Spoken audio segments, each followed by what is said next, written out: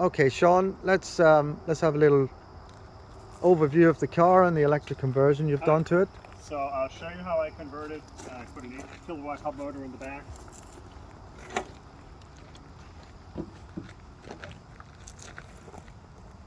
So I built a lithium iron phosphate battery pack and wrapped it around.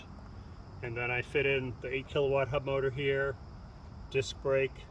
I made all these on my CNC to fit them all in. Yeah. Made the swing arm out of metal. Yep. And so we'll turn this on. in the car with Shawn, in the Heinkel electric Hello. converted, and we're going for a little ride now. Off you go, Shawn. Alright. Got a bit of movement, and that's... I don't want to run over my neighbor. No. She's used to this. Yeah, she's used to it. Okay. So you're just pressing pedals and brakes. That's just throttle. Alright. You got a few hills here as well. This is my test bed.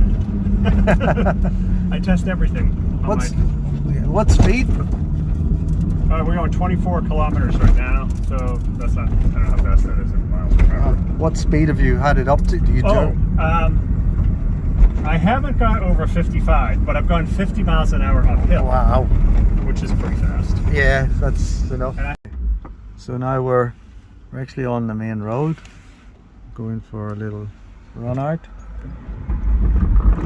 So do you get people look at you when you're out in this? I cause accidents sometimes. People do a double take and they run into the curb. Oh, this moves, yeah? That's enough. So we're going 35 right now. Yeah, 35 is, yeah. That's Or enough. 60 kilometers an hour. Yeah. Yeah, cool. In a Heinkel, in a real car,